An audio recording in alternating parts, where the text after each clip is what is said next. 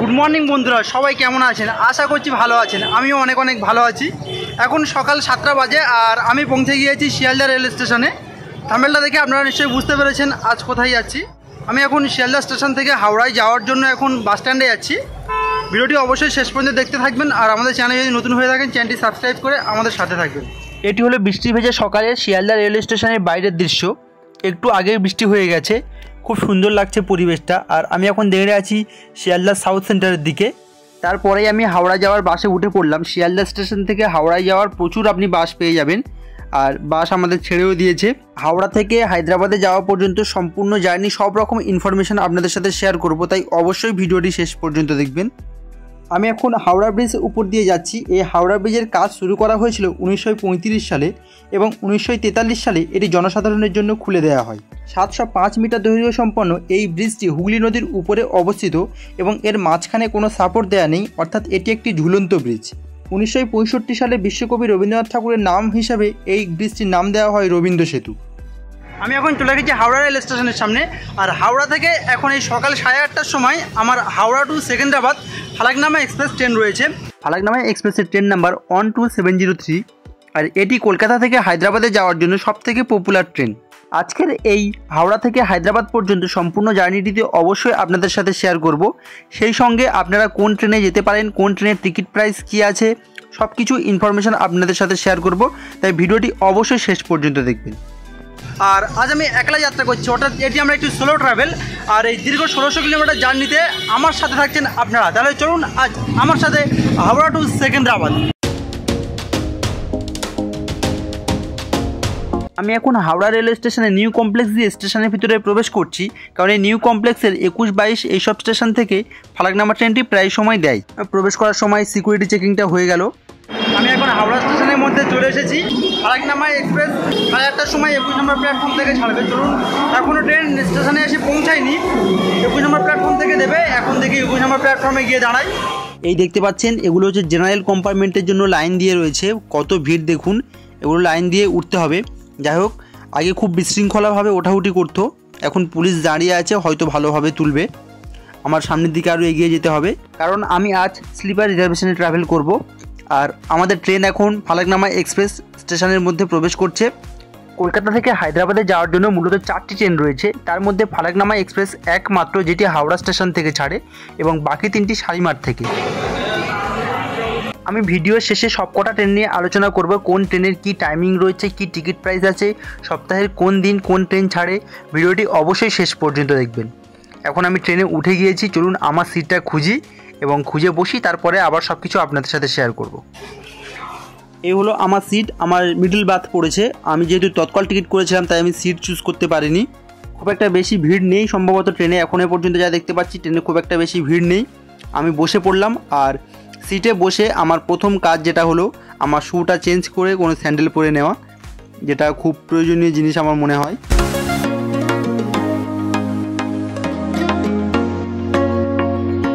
এখন 8:35 বাজে আর হাওড়া স্টেশন থেকে ট্রেনটি ছেড়ে দিয়েছে। ট্রেনটি লেট করেনি, 8:35 ছিল, ছেড়ে দিয়েছে।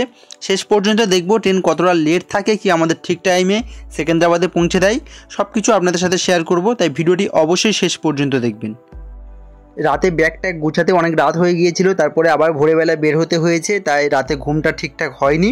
তাই উপরের সিট ফাঁকা ছিল, আপার সিটটা, আমি উপরের সিটে চলে এসেছি, একটু শুয়ে রেস্ট নিয়ে নেব। ট্রেনটি তার নিজস্ব গতিতে ধীরে ধীরে সামনের দিকে এগিয়ে যাচ্ছে। আর সামনে রয়েছে খড়গপুর, যেটি এই ট্রেনটির প্রথম স্টপেজ এবং ওয়েস্ট বেঙ্গলের শেষ স্টপেজ। কারণ ট্রেনটি খড়গপুরে দাঁড়ানোর পরে তারপরে গিয়ে দাঁড়াবে উড়িষ্যার বালেশ্বরে। 114 কিলোমিটার পরে ট্রেন এসে দাঁড়িয়ে পড়লো তার প্রথম স্টপেজ খড়গপুর রেলওয়ে স্টেশন। এখন ট্রেন 10 মিনিট মতো লেট চলছে। ট্রেন এখন খড়গপুর রেল স্টেশন থেকে ছেড়ে দিল আর ট্রেনটি এখন ধীরে ধীরে উড়িষ্যার মধ্যে প্রবেশ করবে। ফালাকনামা এক্সপ্রেস ছাড়াও বাকি যে 3টি ট্রেন শালিমার স্টেশন থেকে ছাড়ে, তার মধ্যে প্রত্যেক দিন ছাড়ে ইস্ট কোস্ট এক্সপ্রেস, যেটি সকাল 11:25 ছাড়ে, এবং বাকি 2টি ট্রেন সপ্তাহের বুধবার করে ছাড়ে। বুধবার দুপুর 12:20 একটা ট্রেন ছাড়ে এবং বুধবার বিকেল 4:10 একটা ট্রেন ছাড়ে। যদি কোনো রকম ডাউট থাকে অবশ্যই কমেন্ট করে জানাতে পারেন। এবং আমাদের হায়দ্রাবাদ থেকে কলকাতা এবং কলকাতা থেকে হায়দ্রাবাদ আরও অনেক ভিডিও বানানো রয়েছে, আপনারা চাইলে সেগুলো দেখতে পারেন। এবং কলকাতা থেকে হায়দ্রাবাদ ফ্লাইটেও আমাদের ভিডিও বানানো রয়েছে, আপনারা চাইলে সেটাও একবার দেখতে পারেন। আপনারা যদি আমাদের চ্যানেলে নতুন হয়ে থাকেন অবশ্যই চ্যানেলটি সাবস্ক্রাইব করে আমাদের সাথে থাকবেন, কারণ আপনাদের একটু সাপোর্ট আমাদের অনেকটা মোটিভেট করবে পরবর্তী ভিডিওর জন্য। এখন দুপুর 12টা বাজে আর 230 কিলোমিটার পরে ট্রেন এসে তার দ্বিতীয় স্টপেজে দাঁড়িয়েছে উড়িষ্যার বালেশ্বরে। ফালাকনামা এক্সপ্রেসে বালেশ্বরই হলো উড়িষ্যার প্রথম স্টপেজ। আমরা জানি এই বালেশ্বর ডিস্ট্রিক্টের বাহানগর রেল স্টেশনের কাছে এক মর্মান্তিক দুর্ঘটনা ঘটে গিয়েছিল, আর এখনও পর্যন্ত সেই ট্রেনগুলি পড়ে রয়েছে। আমি যাওয়ার সময় আপনাদেরকে দেখানোর চেষ্টা করব।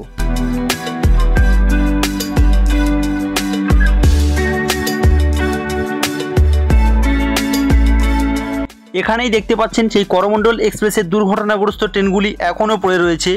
এখানেই প্রাণ গিয়েছে শহ মানুষের, কতজন তার প্রিয় মানুষকে হারিয়েছে। এই জায়গাটি বালেশ্বর ডিস্ট্রিক্টের বাহানগর রেল স্টেশনের কাছে অবস্থিত। এখান থেকে এখনও পর্যন্ত যাওয়ার সময় বুক আঁতকে ওঠে।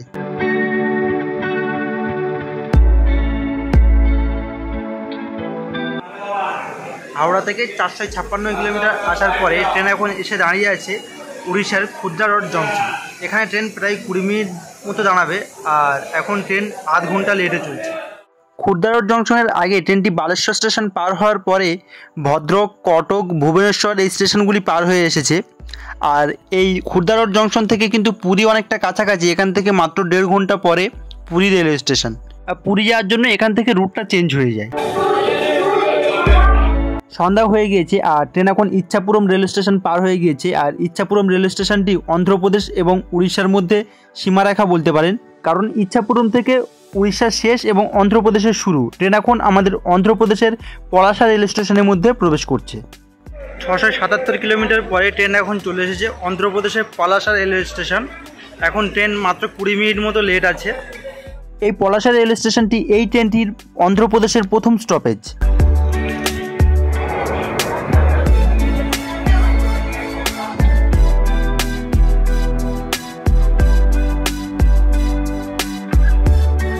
হাওড়া থেকে 881 কিলোমিটার পরে ট্রেন এসে দাঁড়িয়েছে অন্ধ্রপ্রদেশের বিশাখাপত্তনম। আর এখন রাত্রি 10:35 বাজে, ট্রেন এখন প্রায় 20 মিনিট মতো লেট চলছে।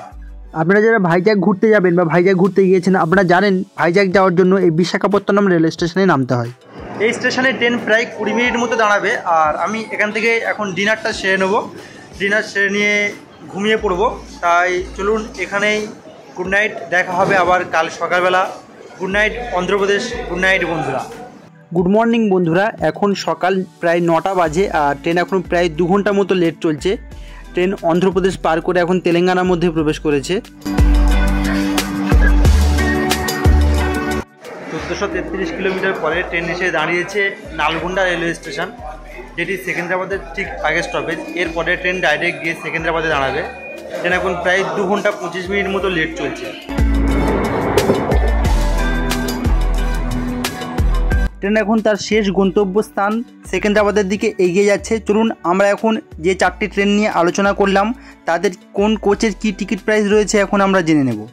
জেনারেল বগিতে টিকিট প্রাইস 380 টাকা থেকে 400 টাকা, স্লিপার ক্লাসে 650 থেকে 700 টাকা, থার্ড ক্লাস এসিতে 1750 টাকা, সেকেন্ড ক্লাস এসিতে 2500 টাকা এবং ফার্স্ট ক্লাস এসিতে 4200 থেকে 4300 টাকার মধ্যে। অবশেষে ট্রেন এখন সেকেন্দ্রাবাদ রেল স্টেশনের মধ্যে প্রবেশ করলো। এখন নেমে যাব, প্রায় অনেক প্যাসেঞ্জার নেমে গিয়েছে। এই আমার ব্যাগ গুছানো রয়েছে। চলুন এখন নিচে নামি। আমি উইদিন 1 সপ্তাহের মধ্যে আবার হায়দ্রাবাদ থেকে কলকাতাতে ব্যাক আসব। এই যে 4টি ট্রেন আলোচনা করলাম, এই ট্রেন ছাড়াও স্পেশাল একটি ট্রেনে ব্যাক আসবো। আমি থার্ড ক্লাস এসিতে আমার টিকিট করা আছে। সেই ট্রেন সম্পর্কে জানার জন্য আমাদের চ্যানেলে অবশ্যই চোখ রাখবেন। Welcome to Hyderabad. দীর্ঘ 1600 কিলোমিটার জার্নি করার পরে আমি এখন পৌঁছে গিয়েছি হায়দ্রাবাদের সেকেন্দ্রাবাদ রেলওয়ে স্টেশনের সামনে। ট্রেন প্রায় 1.5 ঘন্টা মতো লেট ছিল, এখন 11:30 বাজে। আর ভিডিওটি এখনও পর্যন্ত যারা দেখেছেন, এই পর্যন্ত দেখেছেন, এই শেষ পর্যন্ত থাকার জন্য অনেক অনেক ধন্যবাদ। আর আমাদের চ্যানেলটা যদি এখনও পর্যন্ত আপনারা সাবস্ক্রাইব করে না রাখেন তাহলে চ্যানেলটি সাবস্ক্রাইব করে এইভাবে আমাদের সাথে থাকুন। আমি এখন সেকেন্দ্রাবাদ রেলওয়ে স্টেশন থেকে বাইরে বেরিয়ে যাচ্ছি।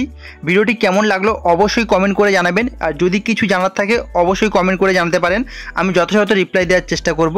ভিডিওটি যদি আপনাদের একটু উপকারে এসে থাকে তাহলে আমাদের চ্যানেলটি সাবস্ক্রাইব করে এইভাবে আমাদের সাথে থাকবেন, কারণ আমাদের চ্যানেলে সর্বদা এরকম ট্রাভেল গাইড এবং ব্লগ ভিডিও নিয়ে আমরা উপস্থিত হই। শেষ পর্যন্ত দেখার জন্য অনেক অনেক ধন্যবাদ। আবার দেখা হবে অন্য কোনো জায়গায় অন্য কোনো ভিডিওতে। সুস্থ থাকুন, ভালো থাকুন এবং আমাদের সাথে এইভাবে ঘুরতে থাকুন।